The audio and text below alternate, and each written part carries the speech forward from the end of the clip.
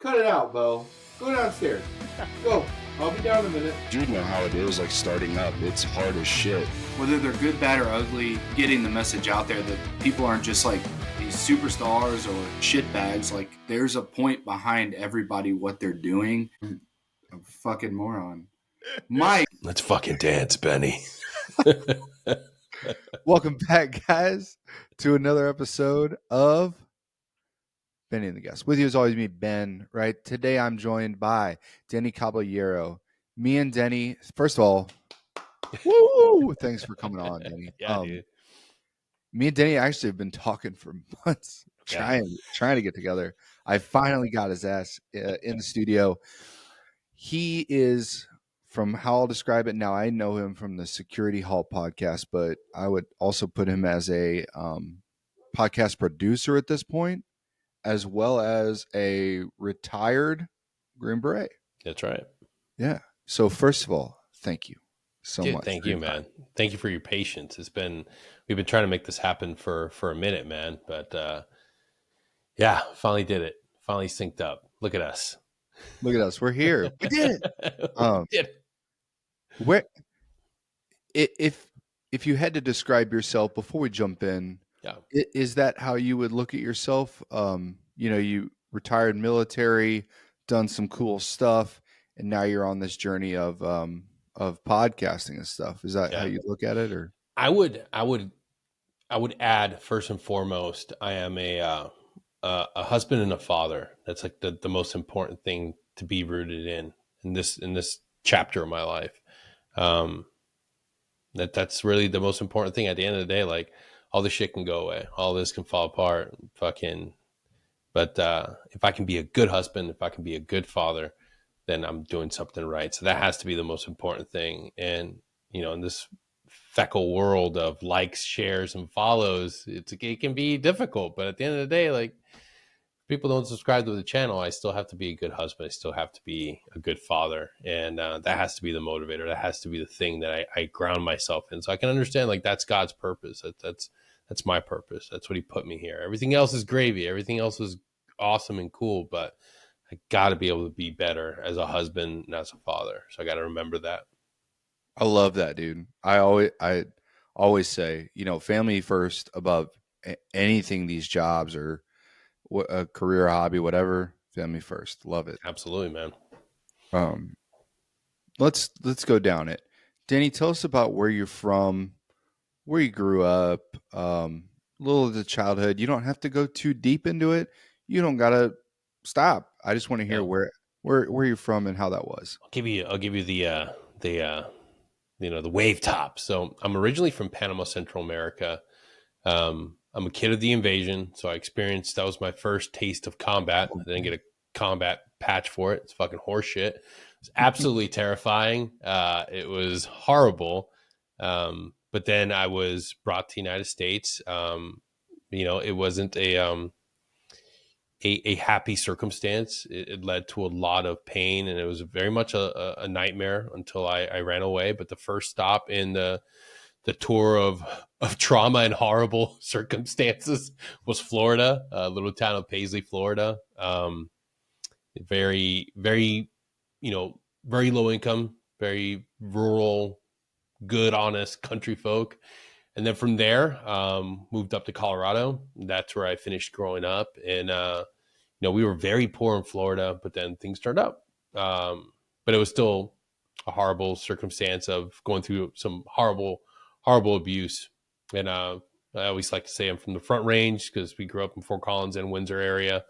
But yeah, childhood was pretty fucking rough. But then I got older. I could navigate, and I decided to, run away, get away from the abuse. And then it's ultimately what led me down the road to service. I enlisted in the National Guard first because as a kid on your own, you hear paycheck, and I could start serving while I'm in high school. I was like, shit, this makes sense. To your brain, then, it's like perfect. Yeah. But National Guard ultimately wasn't it for me. I grew up wanting. Oh, go ahead. Sorry, so much. Yeah. you said you experienced a lot of pain and stuff and a lot of suffering. Did you have like, because this builds, I find that every person I talk to, it builds. Did you have any type of big support though during those hard times, or were you kind of having to white knuckle the whole thing? No, man. As a kid, it was very much both parents. So I'll dive into it a little bit, and so we'll take it back to Panama where it all started. Hispanic culture is deeply rooted in understanding that, like, as a woman, you need to be married, you need to have a provider, and that's the sort of pressure my biological mother was under after my biological father walked out. He wasn't around. I had very, very few memories. There was a lot of active duty soldiers down there, and there's the stereotype that if you are able to lock in an American service member, you'll be rich beyond your wildest dreams. You'll go to America. You have this great American life. So I can't fault my biological mother for having this ultimately as her idea. That's what she wanted to do, find an American.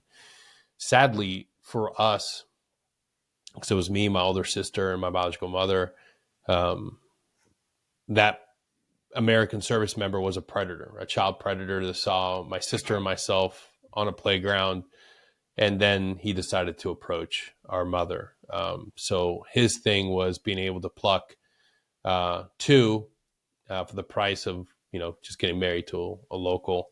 And that's exactly what happened, and ripped us from, we had a well-established life. We had family there. And then we were ripped apart of that, awesome family unit, grandparents, aunts, uncles, people that loved you and cared for you. And they're all thinking that you're going to America, you're going to the United States, you're going to have like the world is going to be amazing for you now. And it wasn't like that. The moment we landed, it was absolute fucking nightmare.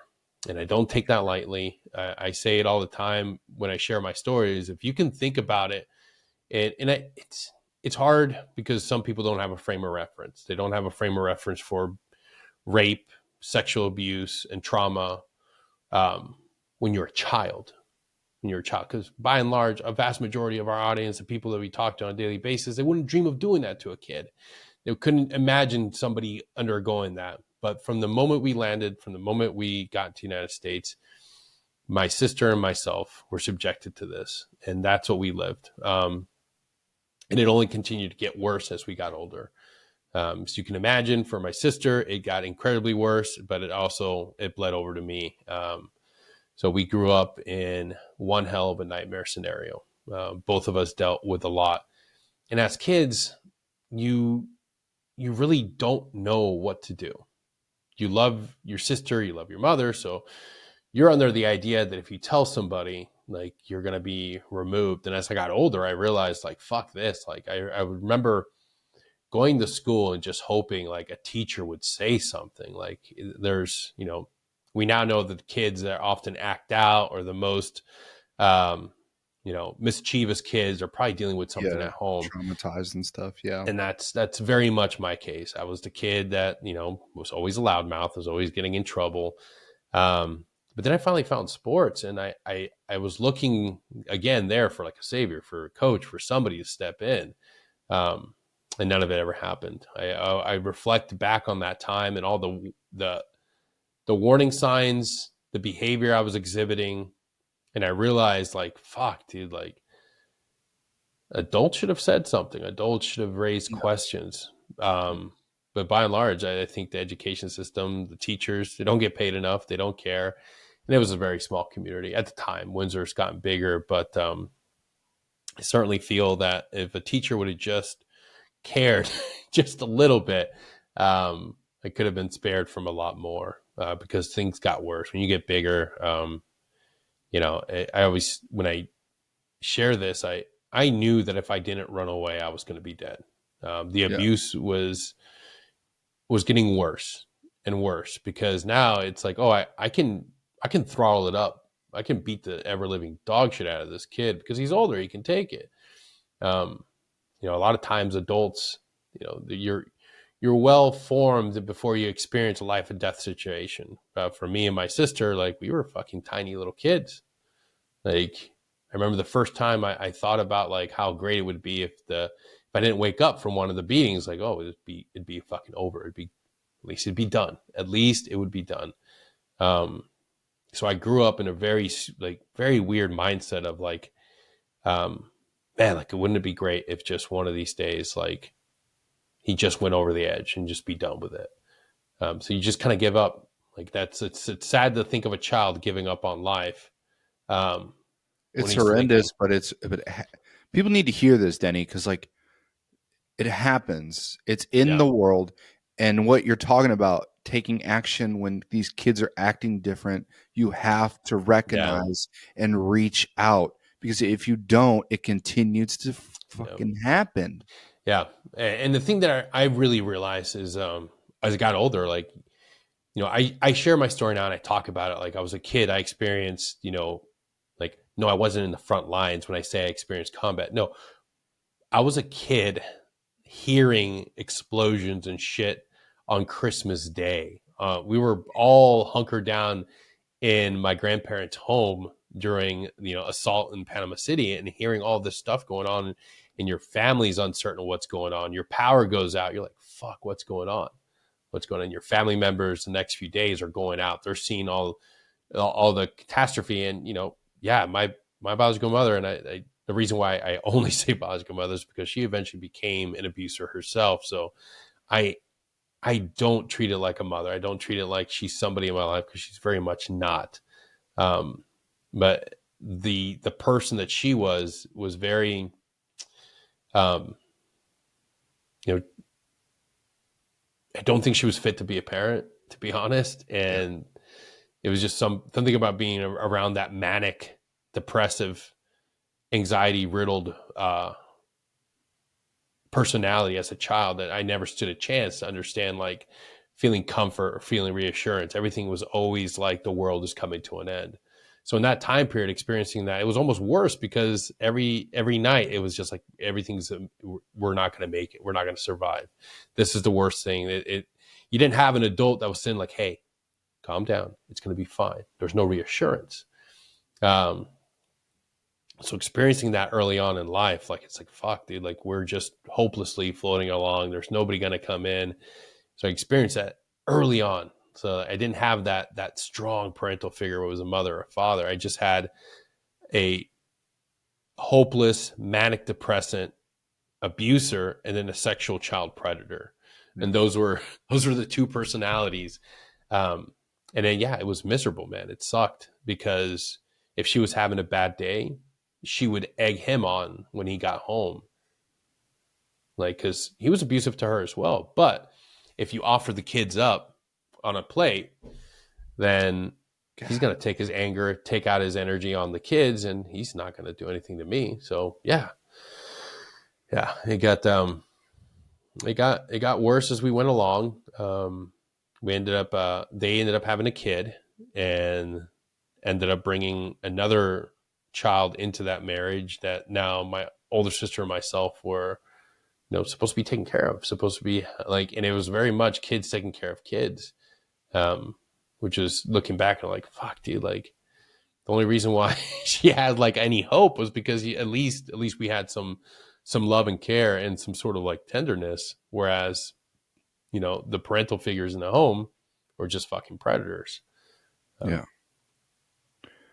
Thank you for sharing all that, Denny. That's man. A lot. The resiliency, it speaks to your guys, you know, strength and resilience of not just you, but your sister, like getting through all that and coming out this other side. And not to cut you off, but the thing about that is, like, I didn't even realize how lucky or the impact of that journey for a vast majority of my life. I just shoved it down. Nobody wants to. If you're a man, you don't want to talk about rape, sexual assault, being a victim of child molestation. You don't want to talk about any of that stuff. You just shove it down. I never thought anything unique about it until, like, my entire world, like, fell apart. Like, when we talk about PTSD as if it only affects, or it only happens when you go to combat and you experience something. Combat trauma was just a little bit of the things that a vast majority of us have, and we don't even address the shit we grew up with. And that's one thing that I've realized on my journey. Me being able to be vulnerable and share some of my journey with people, they'll realize, oh shit, I'm not alone. Maybe I need to talk about this too. Maybe I need to open up and share about this.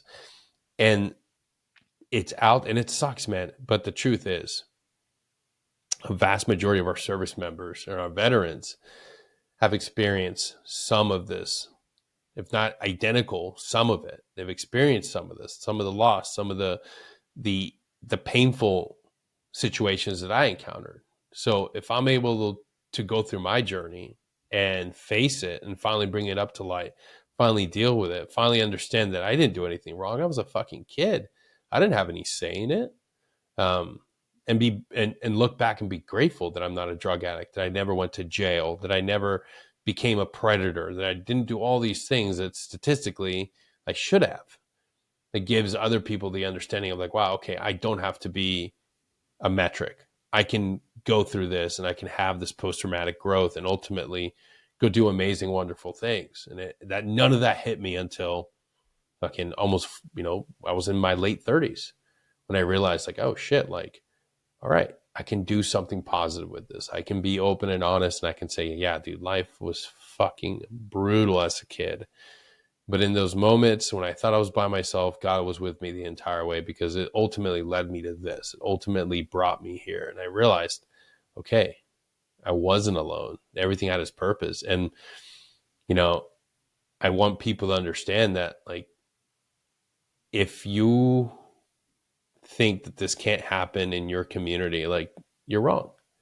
It can happen anywhere. Be a good steward, be a good censor in your community. If you work at a school, if you're a teacher, if you're around kids, simply look, be attentive, be alert. This horrible shit that goes on a daily basis. And if you just are willing to be a censor, be open to understanding, like, wow, I could see something, I can report something, you could be saving a kid's life. Because I look back on my journey and wonder, like, what if a teacher would have said something when I was in elementary school, when I was clearly showing signs of like things being wrong at home? Maybe I would have been able to get pulled out of there. Maybe just the maybe of it, know. Gosh, I heard a last thing, and then we can move on from this. I heard a quote from the country singer Charlie Crockett, who also led a very troubled childhood, and I think his mom or somebody told him, when you're a child, it's your problem. When you're an adult, it's your responsibility. Yeah. And I think that's like what you're doing, right? You use that as it's your responsibility now to make sure others aren't getting hurt like that. And that's taking the responsibility of it, which isn't an easy task by no means. But thank you again. Yeah, absolutely, man. Let's talk about, so you get in this National Guard thing going, especially early on, and you're like, nah, I'm going to do it. I'm going to do big time. What'd you start out as for National Guard? So I started out as a 95 Bravo, which was, it's changed since then, but it was an MP. I think it's 31 something now. But yeah, it was, I had the idea that it was, oh man, I could do something in a civilian world with this. I can be a police officer. And you can't do shit with that as a National Guard kid. You can't fucking do shit with it. So I was very much just fucking trying to like attain this American dream, because I always heard everybody, like, I saw everybody I graduated with go off to college, and I'm seeing them have this amazing life and do great things. And like, I'm not able to attain that because, one, I was a shit student. So I had to go to community college. I'm going to community college, working full time in these fucking jobs where it's like, there's no satisfaction. And then I'm busting my ass, and the reward in the, that lower bracket of jobs working in factories, it's like, oh, you work hard, we'll give you more responsibilities, no more pay. That, and then I'm deeply like have this sense of pride in what I do. So I want to work harder. I want to do better, but it's not getting me anywhere. And the culture that I'm around is like in Fort Collins, Colorado, is like this college kid drinking culture. Yeah. And I'm stuck between two worlds. And I realized that, like, I'm half, I got one foot in trying to be a service member, and I got another foot in this life of trying to be a college student. I'm like, and I'm not really, the only time I'm like really making any headway and doing stuff that I'm proud of is wearing the uniform. But National Guard has this connotation of like, oh, you're only a weekend soldier. You're only doing this part-time. And then there's this great world out there, and I'm not fucking doing anything. I respond to Katrina. I get activated to do a few deployments, but they're not combat deployments. They're activations to go do stuff in Germany, go do stuff for like the local area. And I'm just like, fuck, dude, like I'm only happy when I'm doing this stuff in the military. Like, what am I doing here? I'm not of purpose. I'm not of, and I realized real quick, like, hey, you continue this ambivalence, you continue this what if, and this, maybe I can do this, maybe I can do that, and chasing other people's dreams, or you just fucking go active duty and you go have an adventure. And that's what I realized. I'm like, I got out of one dead end job into another job, and I'm like, just fortunate enough that this I was working for Loomis Fargo as an armed guard. And there was a lot of veterans in there, a guy from the Marine Corps, a guy from the Navy. And I just realized, I'm like, looking at their regrets, listening to their stories, I'm like, what the fuck am I doing? What am I doing? And I just like, I'm like, fuck this. Like, I'm going to switch. And it was very difficult. I would imagine it's probably still a pain in the ass making that switch. But I found one recruiter that was willing to do that with me. And I'm just a young kid, like, had to drive down the Golden, Colorado. And he's like, yeah, man, we'll fucking make this happen. No problem. So do everything, fill everything out. And then it's funny because one of my friends that I grew up, Sam Shoemate, he had left active duty, had gotten out and was going back in. And we reconnected at MEPS as we were leaving. I was like, look at this shit. Look at us. Like fucking it was just, and that's when I knew, like, I always looked up to Sam. He was older than me. And when we were at MEPS, we're both leaving. I realized, okay, I may not know what's coming down the line, but if I'm here and I'm going to do this, and so is Sam, then I know at least, like, I know this is going to lead to something. And it definitely did. I've been grateful for those God shot moments of like, when you don't feel like 100%, God gives you those little bit of like, gives you a little nudge saying like, hey, this is where you're meant to be. 100%, man. I remember like going, all I wanted to do was infantry, and I didn't have airborne, didn't have anything guaranteed. And I go to fucking infantry, and there's some other guys crossing over, a couple 18 X-rays, and I was already an NCO at the time. So I'm going through, and the NCOs get their own billeting. Yeah. That's when I first ran into some guys that were crossing over, going into the 18 series. And we started talking, and mind you, like, I don't even have an airborne contract, but me, Alex Maynard, Vo, God, I can't remember the two other guys. I love how you guys know each other so well. Oh, like, bro. Well, me and Alex Maynard, we actually met when we were both reclassing. He was a ammo guy, and Seeger, that's one of the other guys. Me, Seeger, Alex Maynard, Vo, Albright, and Teachhorn. That's who it was, Teachhorn. We were all together. 3 of us were just going infantry, regular Army, and the other guys were going into the X-ray, or through the 18 series and X-ray pipeline. And we just started hanging out. We, get weekends pass. I think all of us were E5s except for one was a staff sergeant. And that's where I started really understanding, like, oh, maybe I could do something like that. Maybe, but I didn't have the confidence then. I'm like, okay, maybe I'll do this. Maybe I'll do it. And I'll touch on this why a little later. This always shocks people. But we go through everything. We're reclassed, and I remember the senior drill sergeant at the time was like, really took a liking to us NCOs. We weren't trying to like cheat the system. Whatever we had to do, we did it. And we also took on, like, hey, they gave us taskers to take care of some weekend stuff. So, hey, we're NCOs. And I remember he goes to Alex and I, and he's like, if you guys do right by me, I will get you to airborne school. Like, I promise you. You just have to put out. And I was like, fuck yeah. Oh, hell yeah. And I'm so glad I did. I am so glad, because once we got towards graduation time, come to find out, I was getting orders to fucking Fort Hood. And I may not have known anything, but I did know one thing. Fort Hood was a shithole. And it still fucking is. Yeah. And I remember getting there, and he drops us off, and he looks at me again. I forget this guy's name. To this, I wish I could talk with him and meet him and show him that like I wasn't a dirtbag, and I did turn out to do some good shit. Because he looked at me after he dropped us off. He's like, all right, you don't have anybody to pin those airborne wings on, I'll be back. And I'm like, I don't have anybody. And he's like, all right, you graduate this, I'll pin them on.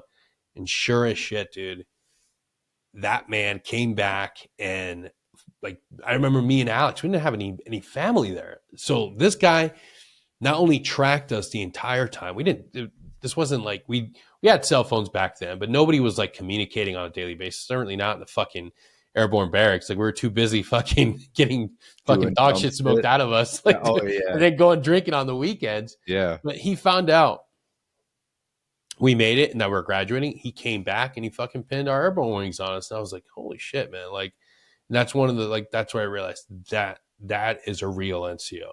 This, no matter what, you have to be able to duplicate this amount of care, this amount of dedication as an NCO in active duty. And then fucking graduate from airborne, and we get our orders to the fucking 82nd. And that's when the surge was happening. And Alex and I were like fucking best buddies. We made it through infantry, made it through airborne. Now we're going to 82nd. And wouldn't you fucking know it?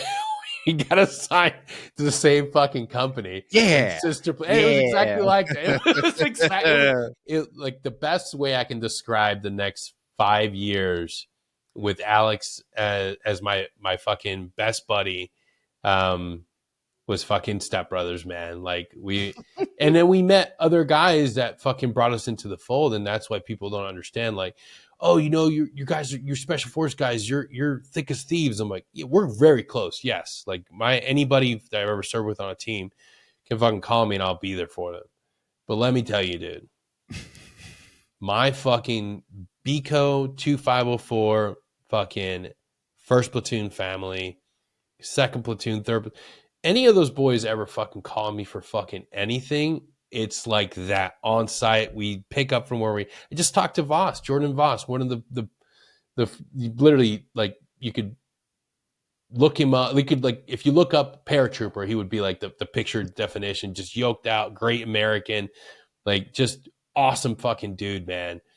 And then we picked up right where we were at last time we talked, dude. And it's family. Those guys, and I talk about it often, we don't give enough credit to our paratroopers, to our infantry, our soldiers. Special forces is cool. It's great. But let me tell you, a 19, 18-year-old fucking kid that signs up to fucking go to combat with a platoon sergeant that's like at best 27, 26 years old, like, holy fucking shit, man. That's a lot of responsibility. And these guys take it to the enemy just as hard, just as aggressively, with a fraction of the assets. So damn right, they're fucking amazing.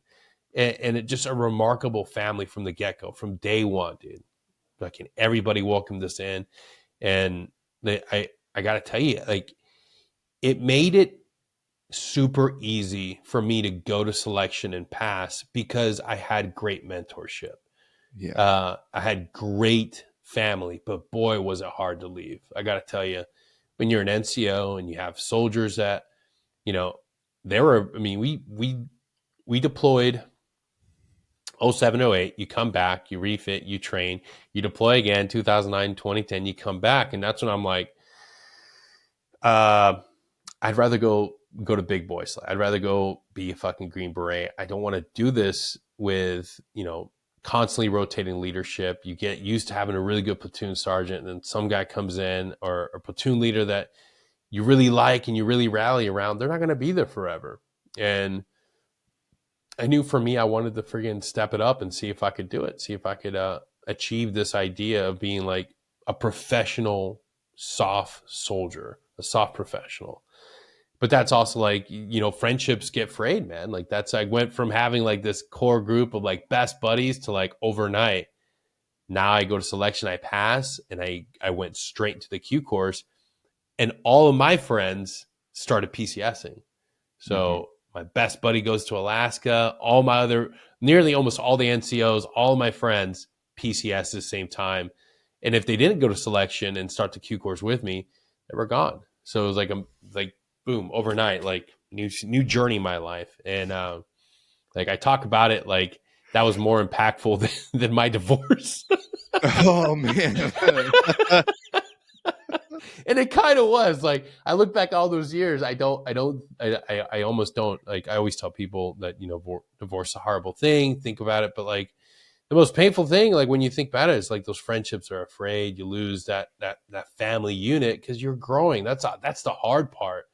I remember going back to my company. I think I just started MOS phase, and now my 82nd company was getting ready to go to Afghanistan. So now my friggin' fire team, my dudes are going to combat. And I'm like, fuck, dude, did I make the right decision? I'm missing out on another combat trip. They're going to Afghanistan this time. And that's when I realized, man, like it's not about like they don't need you to succeed. Like they're going to do great things. They have fucking great leaders now too. Like they're going to do well. They're going to fucking figure it out. They're going to take it to the fucking enemy. And they did just that, man. They fucking went after it. And it was a dogfight fucking deployment for those dudes. And they earned it. They came back with, you know, like that feeling of being tested in battle. And, you know, you just have to move on with your life. And so you have to realize you can't stop living and chasing your dreams on what ifs. Like, because if I would have stayed, what happens? Who would know? What if something happened? And this did happen to somebody that I went selection with. You know, you get injured, or God forbid something horrible happens, and now you can't go back to the Q course. So I'm grateful that I understood that, like, hey, I'm on to bigger and better things, but so are they. They'll do great. Yeah. What?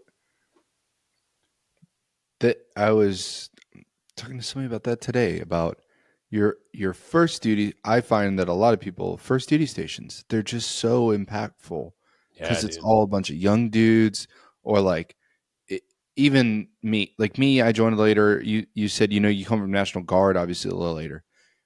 While you're maybe experienced, it's a new group that you bond with so quickly. Yeah, because you're all trying to figure out the Army together. And that cohesion being just torn apart instantly at that end, whether it's PCS, ETS, or picking a different job and stuff, it's hard. It sucks, but like you said, it's growth, and it makes you feel so good because you go, no, everybody's succeeding here. It's just the necessary step now. Yeah, and it's hard. It is hard, man, but it's like it's beautiful in a way because you look back and it's funny how you remember things. Like I still remember some of those men as who they were in that time period. Like I can't think of Carlin, Big Hurt as anything but that young 20-something imposing figure that looked like Michael Madsen, only, you know, more dashing and definitely more violent. You know, I can't think of Alex Maynard other than the way he was in his early 20s. And that's because like that's how like impactful they were, those individuals, and even the ones that aren't here anymore. It sucks, but they're forever that young person that I met, and they were so pivotal. Like that's the thing. I don't think, and that's why I tell people to write your stories and share your stories openly, vividly. Tell your stories because it'll connect. Maybe that person will finally see themselves the way that they had hoped they'd seen themselves. I've seen so much courage and so much determination in young men that I never get a chance to tell them in person because they're not here anymore. They're gone, which is heartbreaking. But what if I would have said those things in a book? What if I written those stories and been able to explain to them how much they affected me? Like they would at least know, like, oh wow, like I mattered so much to somebody. They wrote my story in a fucking book. And that's what I say, like, dude, like, don't ever think your story doesn't fucking matter. It will matter to somebody. That platoon sergeant, that squad leader you had that did something great and profound for you. If you don't even write it, at least call him, at least text message him and let him know, like, wow, dude, like, what you did that day fucking mattered. Don't leave it unsaid. share this stuff. It's such a powerful thing to be able to share that with somebody, because I'll tell you, man, there's so many people out there that are struggling, that they think their service didn't mean anything because they're thinking of the higher objectives, or thinking of the Afghan withdrawal and how shitty everything panned out. It was all a fucking lie. None of it really fucking mattered. Look, I get it. It's a huge shit sandwich for all of us to take on. Yes. But anchor yourself and your service in the men and women you worked with, and the men and women that you served alongside. And if you're just willing to share a few anecdotes, a few stories of how those people change your life for the better, or how they impacted you or led you to make a decision that ultimately led you to great success, do that, because you never know how it's going to shape and impact somebody's life.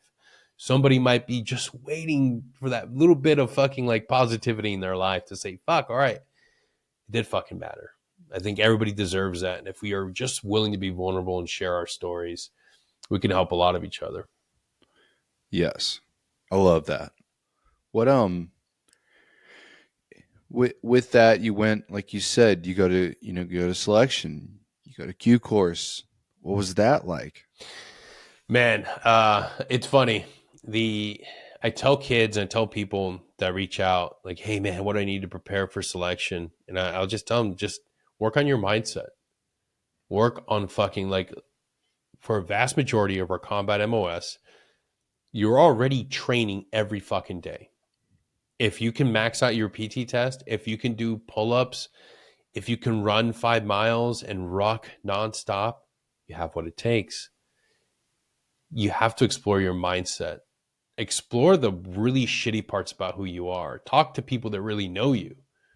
Because being a teammate, being somebody that people can turn to, if you don't have that, they're going to find out real quick on team week.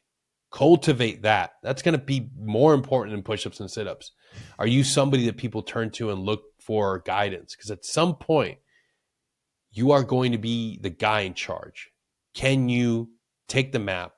Can you move out and give guidance and give calm, clear guidance to what to do next? Understand who you are. Understand if can you perform under pressure. Mindset. That's the most important thing. Land nav is very important too. So if you can't land nav, figure that shit out first. But more often than not, you already have what you need physically. Explore the mindset. And for me, I was really fortunate. I'm dog shit fucking stupid.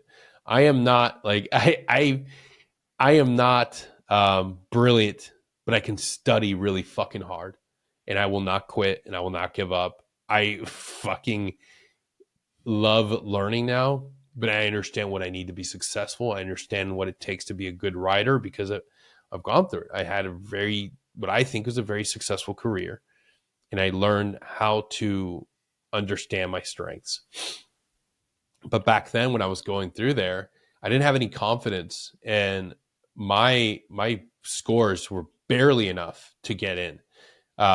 The Q course standards, the GT scores. Like, I was not a fucking rocket scientist, but I always had a passion for wanting to be a medic. Like, I saw the ability to heal somebody as something that was powerful. So like when I was sitting there thinking of like, what MOS do I want to be? And you hear stories about, an 18 Delta, they're like a fucking doctor, man. I'm like, wow, I could be a doctor. Me helping and healing people. And I remember I'm like, I'm going to be an 18 Delta. And I go and I'm going through, and I was fortunate. I went through the Q course with a lot of my 82nd family. Vinny Ventrice was there with me. Nico was there with me. Brantley was there with me. Fucking my old platoon sergeant was there with me. Yeah. Fucking Crow went. Like, a whole bunch of people went to selection at the same time. And I just remember, you're not going to be at the same place, the same time as always. But I remember showing up for formation every day, and I knew I'm not going to quit. I'm not going to quit. I'm not going to go back to the company area without this fucking selection outcome. I'm going to die out here. And I just remember, and I tell Vinny all the time, and I remember looking at him in the morning and finding him like, he haven't called us out yet. Obviously the math, because that was the one thing that I had to retake was the math test. And so did Vinny. And I remember like every once in a while we'd form up at the same area, but hey, didn't call anything about math test failures. Not today. I guess we're good. I do horrible justice to his accent, but he's a New York, Boston guy. But we'd sit there and like, hey, not today, right? Not today. You don't call anybody for failing any academic or any of the tape tests or anything like that. So we just kept fucking going. And it was just the understanding of like, I'm not going to fucking quit. Like, God, like come heaven or high water, like I'm not fucking quitting. And every time I saw somebody else quit, but I wasn't there, it was a little bit of like not wishing bad on somebody, but like, okay, not them. I'm not them. I still have more in my tank, and everything fucking hurts. You're gonna be in the worst fucking pain. It's meant to be painful. Yeah. But this is where my experience, and for a long time, I didn't have the right reference. I thought because I endured so much as a kid, that was a strength. So I was like, oh, fuck, I've been beat all my life. Like, I'm no stranger to the pain. I got this. It got me ready for this. Like, no. That wasn't why I succeeded. I succeeded because I had it in me. It wasn't because I was abused. It wasn't because I was beaten down that I experienced all this. I just had this framework and this flawed understanding of like, oh, everything was preparing me for this. Like, no, dude, God was looking out for me. He got me through that. Yes. I had everything I needed to succeed. I had the will, I had the drive to succeed. You beat it in spite of it, not because of it. Exactly. But I didn't have that. I just had this idea of like, oh, especially when I got to SEER school, because and I don't want to give away anything about SEER school because it's the most holy friggin' training and everybody needs to go in there. But if you've ever been abused, you know that feeling of going inward, of looking down, of trying not to look prideful or looking bigger than you are, try not to provoke your abuser. And dude, I flipped that switch. It was like being a kid back home. It's just, oh yeah, just look down, just blend in, just die, just be quiet, just go inward. And again, I had that flawed idea of like, oh, this is I have this understanding of what it takes because everything. It's like, no. But going back, sorry to time travel and go back and forth. Going back to selection. Love it. Yeah.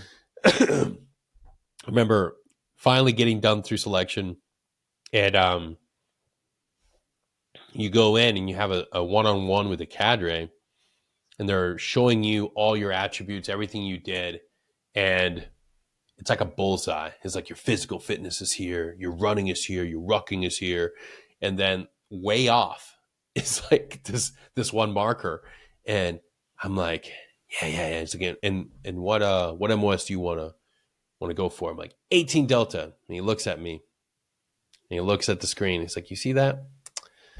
You see that outlier? That's your math. You're gonna be an 18 Bravo. I was like, I'm going to be an 18 Bravo. And I am so glad because I ended up absolutely loving being 18 Bravo. You don't get enough love. You don't get enough. Everybody always shits on the Bravo. Everybody shits on the Echo. Just a little bit more. But Bravos have this kind of this idea that, oh, you're just a dumb Bravo. You're just a weapons guy. So I'm like, I've never been tested more in the amount of knowledge that I had to consume and rapidly replicate the very next day than being in the Bravo course, especially on the gun line, on mortars. Let me tell you something.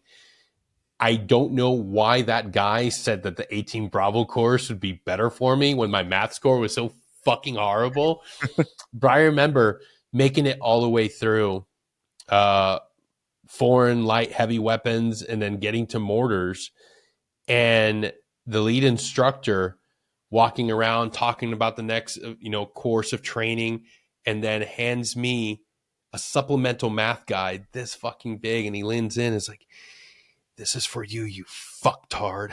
Make sure you fucking read this because you're gonna fucking need it to survive. And I was like, oh right, I need to know math. Good. Thank you. I will read this. And I did. And I would study my ass off, and I have to thank every single other Green Beret that was there, that was willing to help me, that was willing to sit down and ensure that I knew what the hell I was doing. And, math has always been an issue for me because, I didn't have, like, when I got to the United States, you're pulled out from your core curriculum to go through the English as a second language program. So I didn't have the foundational basic block. And because I was a shit student, like, teachers didn't give two shits to teach me. And then I had to learn it. I had to study my ass off. And then in my undergraduate and college, same thing. Math was something, and I finally faced it. I finally sat down. I'm like, no, I'm not going to push off my math undergraduate requirements to the very fucking end. I'm going to lean into this. I'm going to take every math, and almost like a fucking idiot, dude, like a fucking idiot. I'm like, every math class I can get my hands on, I'm going to do it. No. And they're like, you don't need to do this. I'm going to do it. And then statistics dicks me down. I'm like, fuck. No, please. What am I trying to prove here? But I got an A+. And I went through. Yeah. I went through, and I realized that you fall victim to the narratives you tell yourself. Yes. If you're always telling yourself, I'm not good at this, then are you going to ever be good at it? And I realized everything else in my life, I never did that. I didn't tell myself I wasn't going to be good at this and I wasn't going to be good at this. And I finally started going and learning psychology and understanding like the importance of positive affirmations later on in life, way down the line. But and I wish I would have known that as a young Green Beret. Friggin', and I tapped into that unbeknownst to it. I went to some really incredibly difficult courses, and math was always a part of the most difficult courses. I am a graduate of CIFSIC. CIFSIC or SODIC, whichever it's being called now. Yeah. Special Operations Target Interdiction Course, Sniper School. Incredibly hard fucking school for me when it came to math. But again, isn't a lot of math, quick math. A lot of math, yeah. A lot of quick fucking math. But I proved it again and again. I look at all the times I sat there and just was so fearful of numbers and, like flipping number. I always, for some reason, would flip numbers. And when I got there and I wanted it so fucking bad that I stopped fearing it and just leaned into it. And then, when we were going through SODIC, we weren't dialing, we were holding. So I was like, oh, fuck, this is okay. I can do this. I can learn how to do this. And the instructors at Range 37 are the world's greatest fucking teachers, dude. They're absolute Green Beret whisperers. Every time there was a sticking point or an issue, these guys knew exactly how to break it down. And I had a fucking calculator. And the formulas, they just made it so easy for me to finally have confidence and understanding. And dude, I will tell you, I have had some great successes in the military, but one of the greatest moments in my military career was at sniper school. And it wasn't because I was like a fucking top shot or anything. No, I had the furthest fucking shot with my fucking sniper buddy because the last thing you got to do, you have to do a stalk into an objective and you got to take a shot and then you replicate the shot back at the range. Well, Pete and I, we're fucking like, oh, we're going to get the best fucking place. And yeah, we've got a great place on the map. And in reality, our final stalking area was all undercleared, like freshly burnt out area. So we spent the entire night like fucking transplanting veg, low crawling, slowly, methodically fucking transplanting veg all in front because you want to build stuff up in front of you so they don't see you. And we're just like fucking building this perfect little fucking shooting range, putting shit in front of us, putting shit all fucking night long. And credit to where credit's due, we did a great fucking job. Our target comes up, we take our shot, they can't see us. Fucking because the instructors are like they're on glass, they're looking for where they think the shot comes, and the other instructor's walking through. And I'm looking at Pete, I'm so pumped, and we're pretty fucking far away, and we transplanted great amount of veg everywhere, and he's nowhere near us. I'm like, Pete, we got this. And I wasn't the best guy at stock. I wasn't like there's guys who are really fucking good. I was always the last guy that was like fucking running to get to my place and fucking taking a shot. So we got really good at fucking going far off and getting like right at the fucking edge to get that shot. So we're fucking good. And again, the only problem is now you're so fucking far away when you go to replicate that shot. Our feet was touching the fucking fence line. And the lead instructor, Dean, was an old like 7th group C37 guy, and he was like a larger than life figure. Coming up on my team, we did a couple Archangels, and seeing that guy, it was like watching like fucking the Unit TV show. This dude was huge. He was fucking like yoked out, smart dude, and I'm like, fuck, dude, that's a Green Beret. Like you saw them all around the compound when they're doing PT. I'm like, fuck, dude, like Dean's a fucking leader. That's a Green Beret. And he did a couple of jumps with his team, and I'm just like, fuck, dude, that's. I remember when we went to school and seeing him there as the lead instructor, I was like, shit, man, like I don't want to look like a fucking dipshit in front of this guy. And I remember Dean coming up, was like, all right, brother, you got the further shot. I don't want to put any pressure on you, but and he talks exactly like that. Big, tall, muscular, black dude with a fucking like the best mustache. Like you look it up on the world's book of best mustache, Dean's mustache. There's like, I don't want to alarm you, brother, but you got to make the shot. And I was like, I just remember like that was one of the few moments where I'm like, I got this. I was like with too much stupid bravado. And I remember me and Pete lined up, and there's so many different, not so many different ways, but there's a few different ways you can take that final shot. You can do spotter and a shooter. You can do shooter, or you both are on gun. And I remember the entire time, Pete was always such a good sniper buddy because he gave me the confidence to believe in myself. I was like, dude, you got this. You take the fucking shot. I'll call the wins. You take the fucking shot. And I'm like, fuck yeah, let's do this. And we get there, and it's midday, and the range on the range 37 for this final shot, like there's just, you got crosswinds and you got fucking the mirages going crazy.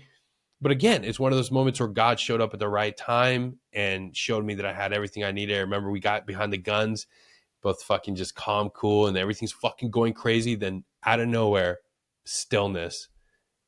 And fucking Pete just calls center. Boom, send it. Smack the plate.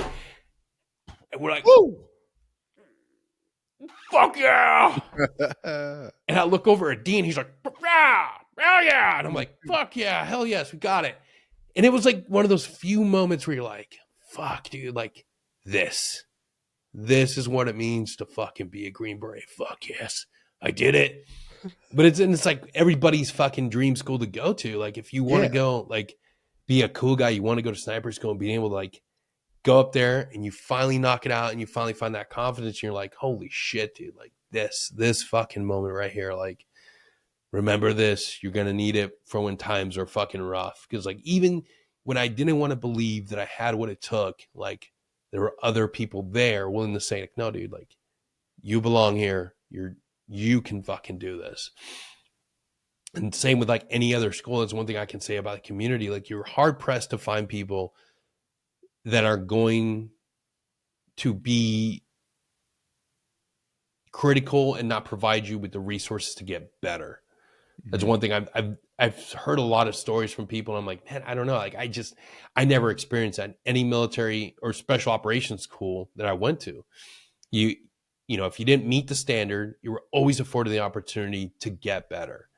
And like, dude, that was like, for my career, at least, it was always that, like, and I'm just so grateful. I never had to repeat a school, never had to go back with my head down low. That was just one thing that I was really fortunate, really blessed that I got that go. And same with fucking like free fall JM, ADIC. Like those are monumental schools that like I certainly struggled and had like, oh fuck, again, my arch nemesis, math is coming in. But you'd always have people that were like, hey man, like here's a way to break this down, this process. So ultimately what I want to share is like, if you can't have faith in yourself, you have to work through and find it. Other people will be there and they'll show up, but you ultimately have to find it in yourself. You have to, or you're not going to have these opportunities, man. The only reason why like I was successful is because other people saw that I had potential. And then ultimately when I got there, I had to see it for myself. So very blessed for that, man. Yeah, dude, that's awesome. No. That's crazy. The with that, how many years were you a Green Beret for? So from 2012 till 23. Okay. No. It's a giant clump of time. 11 years. No. You went to these awesome schools. I would assume in that time frame you did some deployments. Yeah. Did you love the whole experience of it? Was it like that 11 years, you love it and it's what you signed up for? Or were there some hesitations, or maybe this isn't what it turned out to be? Or The only thing that I reflect on that I didn't have a positive experience was a very small fraction of time. And it was all personal issues, even injuries, even pitfalls, health issues. It's just the way things unfold. It's not, it doesn't taint the journey anymore, whether it's good, bad, divorce, failed relationships. Like, life is life, man. Good or bad, you got to take it all. Like, I wouldn't go back and change anything, because ultimately, like, it led me to where I'm at now. I always tell guys that are having trouble with like a leadership situation, like SF is a wave, man. Like, I had one really low point in my career, and it was all due to leadership, all due to one individual that was just, a dog shit leader. Absolutely almost derailed my career because of how bad of a fucking individual he was.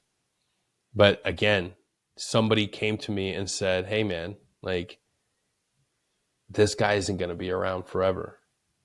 Like, ultimately, even if nothing happens right now, someday things will come to light, things will catch up to him. And at the moment, I couldn't see that. At the moment, I wanted to cut free. I wanted to leave. That's ultimately why I chose to go become a warrant officer. That was the final thing I realized. Like, if that guy can become a senior NCO and be such a detriment to a detachment, to the men around him, and to ultimately to the mission, like, I don't want to have that in my life. I don't want somebody like that to influence my career. And the only way I can do, it's either I go to OCS, become an officer, or I go become a warrant officer. And then I can actually be in control and say, if I see that again, I can actually intervene and say, no, you're get the fuck off this team. And that's a blessing that I experienced that, and ultimately gave me that enough's enough situation. Because if I wouldn't have done that, I probably wouldn't have thought of it, that I could achieve it, that I could have actually done it. And I saw it as a necessity. If I want to be that force for good, I have to be able to have say in the decisions of the detachment. I can't let somebody like this come into a team and destroy it and derail my career. And I am so lucky and so blessed to have had that poor leader in the time frame. And my friend that gave me that guidance of like, hey, everything's a wave. This thing will go away. This person will move on. And honestly, they won't get away with it forever. He was 100% correct. I left that team. I put in my warrant packet. I became a warrant. And then eventually, the next time I saw that individual, things had finally caught up to him. And instead of having animosity, he had to acknowledge me as chief. And I could have done the petty thing of been like, you're a piece of shit. You almost destroyed my career. I didn't. Because what good does it do? It's an easy thing to do, but it's not the right thing, obviously. It's not. Man. Command already took their action. At the end of the day, his poor choices, his choices in life caught up to him. I didn't need to add fuel because I felt like I was like wronged by him. All I had to do was move forward in my life. And I'm really fortunate and really glad I did that and didn't take this route of like, fuck you. Now you're going to stand at attention. You're going to listen to me. No, there's no fucking need for that. Like, you're already, being punished for what you did. Like, I'm glad that you didn't derail my career. And I'm glad I'm not holding on to animosity. I get to move forward in my life. I get to move forward my career now. And ultimately, we learn more from the bad leaders than we do from the good leaders. That's true. Man, I maybe have heard that, but that resonates heavy. Because I'm in a weird, or I'm about to get out, but 10 years, that's the truest statement I ever heard. I've learned so much more from bad leadership than good leadership, which sucks. But I guess that's the whole point, is that it makes you not suck. So yeah. And I will tell anybody listening to understand that, like, it's not about getting revenge. It's not about coming back and twisting the knife when you see somebody is finally like having to pay for, years of bad conduct. Justice is being served, or even if justice isn't being served, it's not up to you. You just move forward. You just move forward your career and you just focus on the good. That's ultimately what you want people to see you as, a good leader. Not someone that's going to go out of their way and be like, where's that motherfucker at now? There's no need for that. It took me a long time to let go of that. It took me a long time to realize, like, okay, like, this dude fucking almost derailed my entire fucking career because he had a personal vendetta. But fuck, looking at where I'm at now, like, okay, I'm glad I can reflect back and say I wasn't petty. I didn't go out of my way to say things. Like, I wouldn't go out of my way to help him, but I certainly wouldn't go out of my way to talk bad about him. Everybody's dealing with their own things too. Maybe he had a lot of shit on his plate and didn't know how to deal with it. Maybe. Doesn't justify what he did.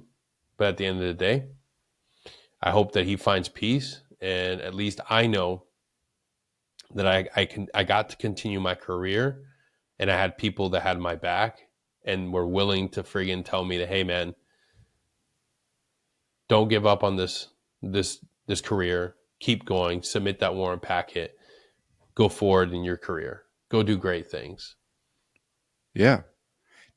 Another thing to that, with once you get in the leadership roles, a retired sergeant major, he said this. He said, "There's two types of people in the Army. It's people that I suffered, so now you must suffer too. Yeah. Or I suffered and I don't want you to suffer anymore, or I don't want you to have to go through what I went through." And like some guys are just like that. Like, that's their personality. That could be a personality trait, whatever. But some of those guys, that could be his thing. But, I try to look at it now and see that, and I go, I want to do better for people, obviously. But some people like to take that other road, and it can burn a lot of bridges. And it's very unfortunate because, like you said, it catches up to you so dang quick. Like, it's rough. What you do that? I was unaware you were a warrant, so that's sir, very cool. I prefer chief or jefe, but I don't. Yeah, I'm in aviation right now. They don't like being called chief, though. It's really? That's weird. Dude. It's not cool. It's not cool. The single great. So okay, I'll tell you that this. If you know me intimately, you know why being a warrant officer was the likely. If you come from a background of like always being told you're a piece of shit, you're worthless, you don't believe you have what it takes to like do greatness. So you're always like projecting another idea of who you are. I absolutely loved Halo, Master Chief. There's no fucking way I was going to be a Master Chief in the Army, but I could be a chief. And that's the closest I would ever get to becoming John 117. And that's it. Like, if you don't have it in you, if you don't have that persona, you're always looking for something to emulate. You're always looking for that oh fuck, what would a Spartan soldier do? Fuck yeah, he'd run into battle. He'd fucking do greatness. You always have that in the back of your mind. I've met countless people that have that same lived experience, whether it was Batman, Superman, fucking some superhero, something gave you courage, something you looked forward to, like, oh yeah, dude, fucking yes. Like I am going to channel this. And it sounds silly, but yeah, being a warrant, being chief, like that was, but ultimately the greatest aspect of being a warrant officer on the team is being able to take care of your guys, being able to do real chief shit. Like it's the name itself, the position, assistant detachment commander. It's like Dwight Schrute, Yeah. assistant to the regional manager. But why do people do it? I'll tell you why people become a warrant officer. Because you fall in love with the team. You fall in love with the idea that for the next 5, 6, 7 years, you get to be the guy that comes in early, that stays late, that gets to put all their focus on how they can make this next iteration of this detachment better than the last. And you forget that, you're like, oh shit, like I ultimately thought that I would be there forever. Ultimately thought like, oh this, but dude, it's not up to you. Your health, your ability to lead effectively can be diminished by so many different things. But ultimately, everybody gets into this career in the special operations, not for every other warrant, but because you love the idea of being of service to the detachment, to being the guy that knows how to get shit done, to being the guy that can take and balance out the captain and help mentor him and what he needs to be and do to be the best leader for the detachment, and helping that young, team sergeant figure out how to do his fucking job. Not all of it, because he's a fucking NCO and he runs a detachment, but there's a few administrative things that you will have to help him with, and be his fucking be both of their right hand man, be able to help both of them. We get this idea that like, oh, the chief's just there for the captain. So no, he's there for the team sergeant too. He's there to support him too. Ultimately, that detachment lives and breathes and will get the mission because of the team sergeant. As the warrant, you're there to support him and the captain. It's a tripod. The best aspect of that job is being able to be best buddies and best co-workers with both the captain and the team sergeant. Oh yeah. Like, that's it. You have to help each other out. You have to understand that ultimately that team sergeant is going to sell the team. He's the face. He's the guy. Well, I shouldn't say the face. The captain's the face. The team sergeant is the man that actually runs the day to day. He's the fucking, and people don't understand that. They think it's officer heavy. I'm like, dude, that guy's there for a fucking weekend. The team sergeant's going to be. I mean, that's like the same across the Army. Like a PL is the face, but your platoon sergeant runs the shit, Summer help. Yes. Your tactical guru, the guy that will fucking rally the team, is the team sergeant. That's the lifeblood. And guys, I haven't met anybody that has blurred that line and understanding you're not the fucking hero of the detachment. That's the team sergeant. That's the quarterback. You're there to support him and the captain. And if you understand that, you're going to be so fucking successful. And you can stand in the shadows and you can say, fuck yeah, we succeeded. Knowing that you put together all the products, you put together all the fucking storyboards and the Excel spreadsheets and the budgets.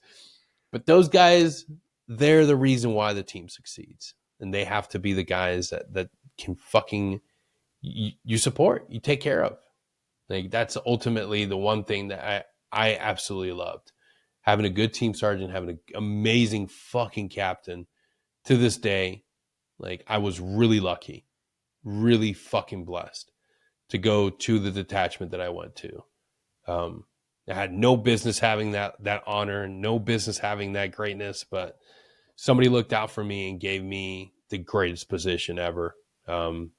Fucking a free fall guy that was not dive qualified, going to the best dive team in my battalion and being there with those fucking great fucking American heroes. Yeah, I was blessed. I was absolutely blessed because I had no business being there. And it was very fortunate to have worked with some of the finest fucking soldiers I ever met, dude. Yeah. Hell yeah. You that pumps me up. America. Yeah, dude. You I want to transition to post-military, not to discredit your time in. Number one, I want people to go listen to your podcast and hear your tales, and you talk to other people about it. But number two, like we talked about, there's a giant thing right now where everybody wants to hear the cool combat stories and stuff. Oh yeah, dude. Yeah. But I think it's getting kind of like, I don't know if I don't want to say old. It I is. respect them and they're beautiful, but like everybody's heard that stuff. I want to hear what went on after you got out and how you went into this, being a mogul of the podcast. Yeah, dude. Certainly trying. And my story is one of, I was suffering from a lot on my last combat tour, and I didn't have anything to understand or put a framework around what was happening to me. I didn't get shot. I didn't get blown up, but overnight, my left eye stopped working.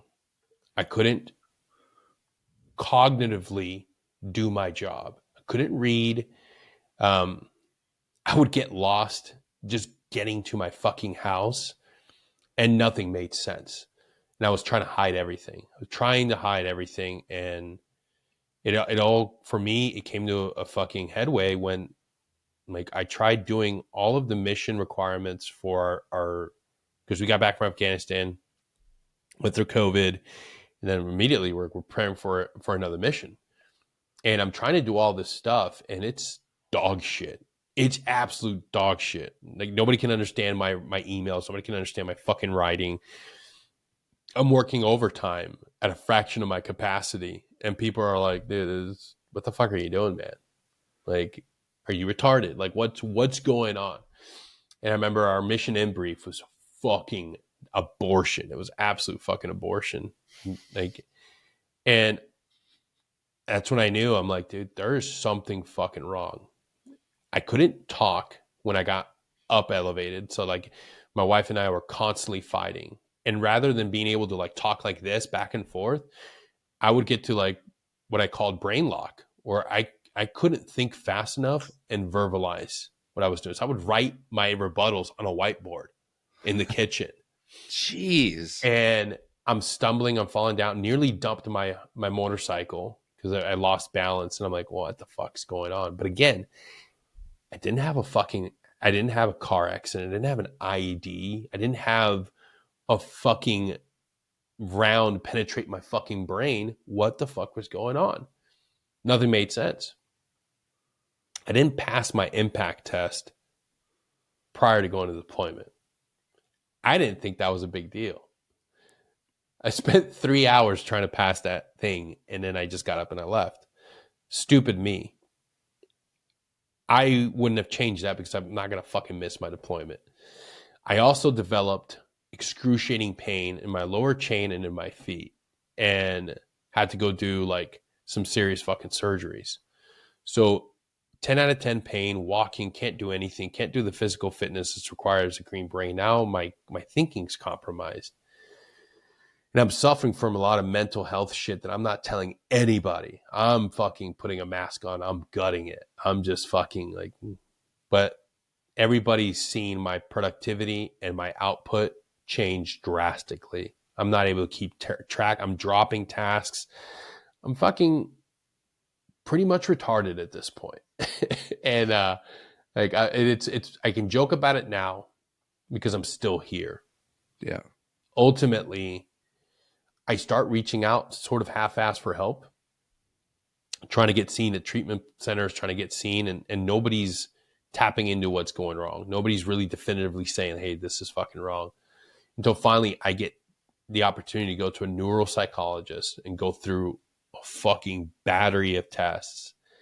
And they're like, yeah, you've got, like, severe cognitive decline. You've got indication of traumatic brain injury and blast exposure. And I'm looking at this guy, I'm like, guy, I told you I didn't have anything significant. No, dude, this is exposure over your career.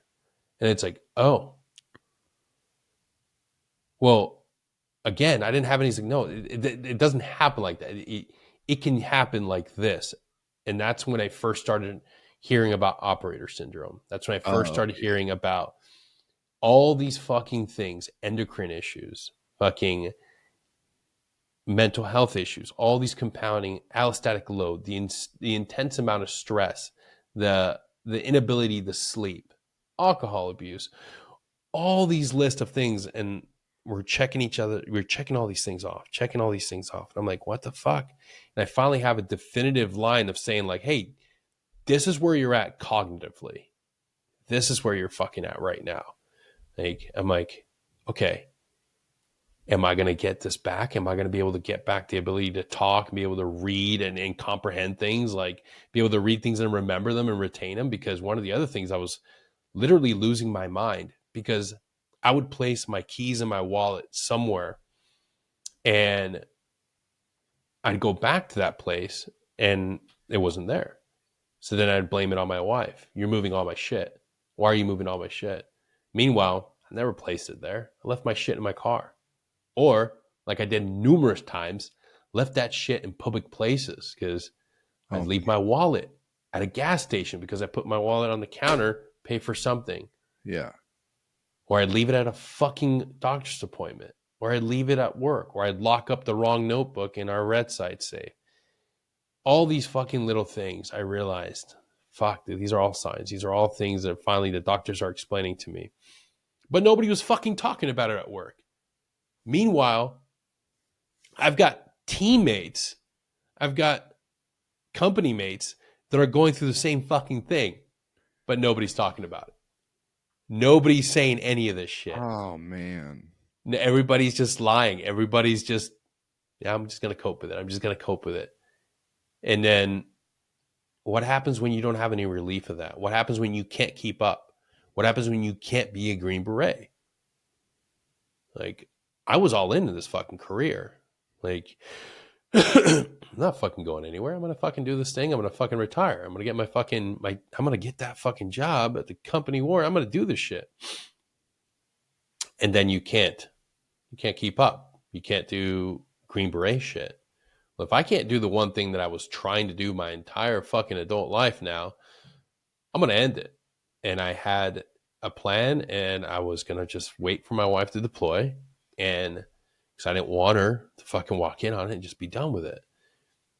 And I started having like this moment of clarity of like, all right, if I can just take care of this deployment, get the guys ready to go for this mission, my wife will deploy, and then everybody will be good to go. And I can just bow out. They won't find out about it. I'll be done.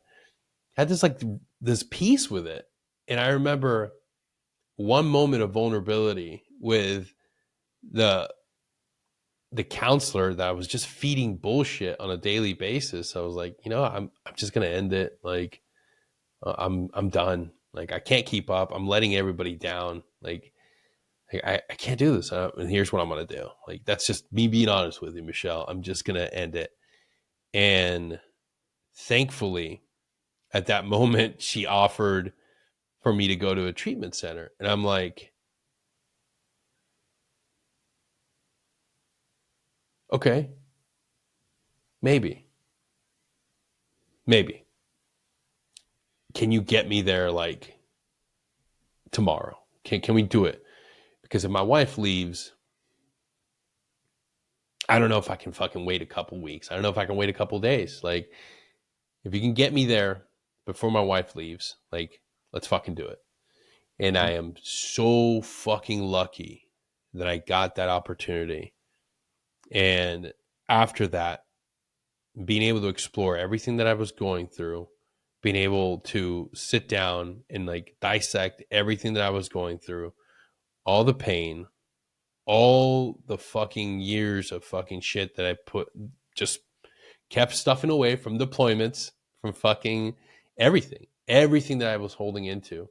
And then to have them say like, hey, this is not the end.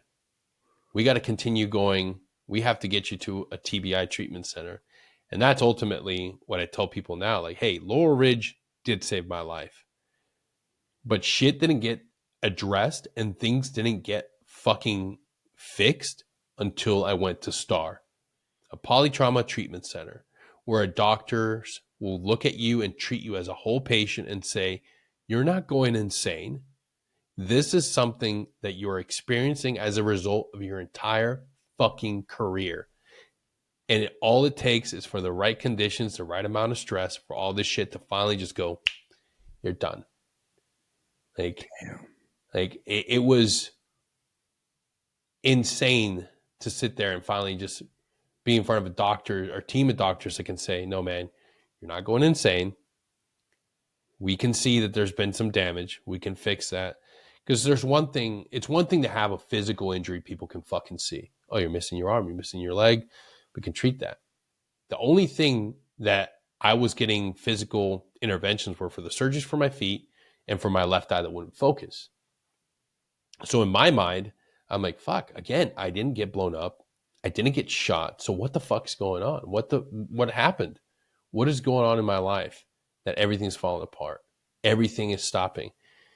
And I am so blessed and so lucky that I could finally sit down and be like, yeah, dude, how many times were you concussed? How many concussions did you have in your career?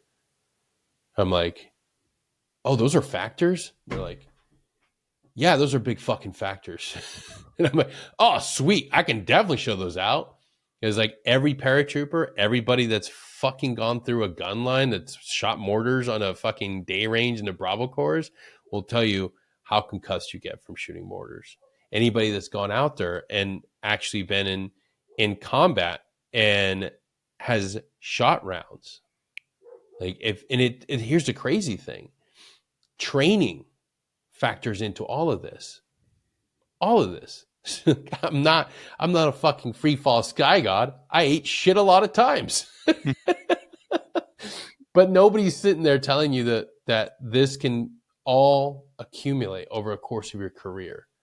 I certainly didn't think that this was like the result. I thought I was dealing with something deeply troubling that wouldn't be able to get fixed. Now, my memory's still dog shit. I will be honest. I still can't tell you where my fucking wallet is right now. I constantly have to look and figure out, okay, my phones are there. Everything has an Apple tag. Everything has a place in my office. I still struggle with certain things. Migraines are still a huge factor in my life. But I am at a better place because I understand limitation. I understand like, okay, dude, like there are some things that I can't deal with. There are some things that eventually if I get too upregulated, if I get too fucking angry, I'm like, I got to go take a walk. I got to calm down. Otherwise, I'm going to get to the point where I'm just like fucking like, all right, I can't react the same way. If you're out there and you're dealing with this, know that it's not going to be the same for the rest of your life. There is help out there. There are some things you can do to alleviate this pain. You will get better. You just have to fight through it with the right resources. And that's ultimately what led me to go into podcasting. Because while I was at the treatment center, I realized that nobody was talking about this shit. So why not me? Why not put some good out in the world? I don't have a story of Valor Awards in the middle of fucking the Hindu Kush. I've got some great stories. I do. I have some great, wonderful stories of being at the right place, right time with way better Green Berets than me. I don't have a story of fucking storming 400 Iranians. No. I do have a story of fucking living through this crazy journey and having to bow out. 100%. I had to. There's no way I could continue doing the job and get better. That wasn't for me. I had to put focus on getting healthy and getting better. And that's what I did. I wasn't going to be able to do that in the same scenario. And I'm not looking towards the rest of my life suffering. I wanted to get better. Because ultimately, when you get back from a treatment center, they're like, hey, you've got to continue getting help and you got to continue getting more treatment. I can't do that as a Green Beret. I'm not missing 90% of work to go to appointments. The team deserves better. And I am not the greatest thing in SF. I'm not. I served with fucking giants. The organization deserves the best, not somebody that's trying to recover. And I would rather recover. I would rather get better and find a new mission, find my ultimate purpose, and understand my true mission. And that's to go out there and be vulnerable, share my story, and amplify other voices. Not always of the same thing, but I'd rather focus on like stories that are authentic, purpose-driven, and have an impact in our community. And yeah, I'm a little biased. I want to help the veteran community and the soft community. So that's ultimately what I want to focus on. Telling great, authentic stories to come from a place of wanting to improve somebody's place in life. It's every podcast that I'm involved in has that. And I'm proud of that. I want to continue doing that. I want to continue finding people that want to create good content, good shows, and I want to be the executive producer. I want to be the creator. I want to be the guy that gives you the opportunity to amplify that. And that's that's my mission with Security Halt Media. Like I said earlier, man, like the true heroes, the true fucking amazing individuals, I serve with them. Like I was fortunate to be there for a small moment in time and be alongside them. And that's what every great Green Beret will tell you. Anybody that stands on a platform and hoorahs and champions their cause and says they're the greatest out there, I would caution you to listen to those stories. Because ultimately, the best of us, the absolute best, they're not always around. And that's because they left it on the battlefield. And that's a fucking God honest truth. The best individuals aren't always here.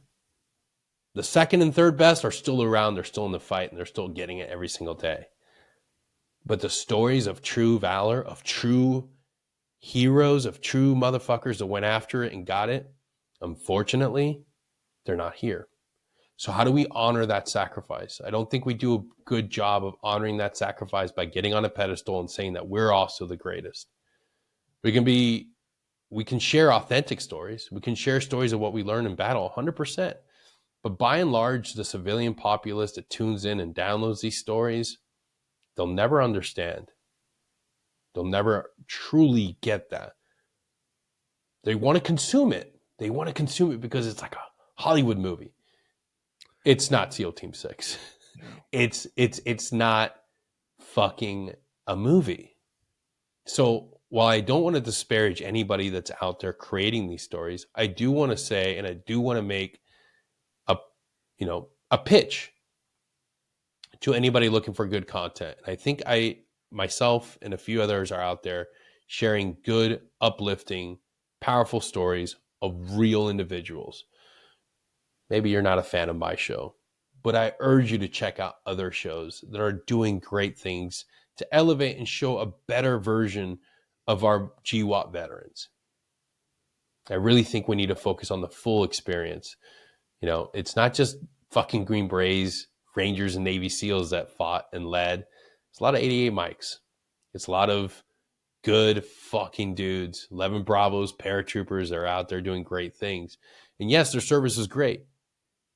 But maybe what they're doing in their next chapter is even better. Maybe that guy that started that new production company and went to film school and is now, producing movies and content for our larger, broader civilian community about what it truly means to be a leader. I think they're out there and they deserve to get shout out. They deserve to have their moment in the spotlight. So I urge people to look at what you're consuming and understand that maybe it's not all about war stories. Maybe it's about the next chapter. And maybe we can support those creators as well. I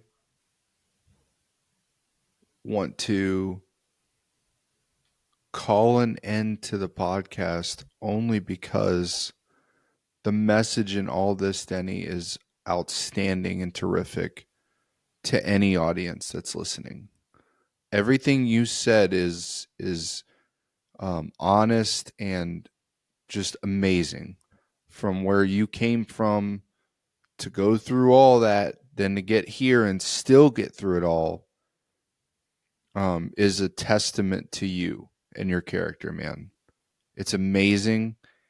And I pray this reaches people and they understand what this means. Like I've said from the start, everybody has a story.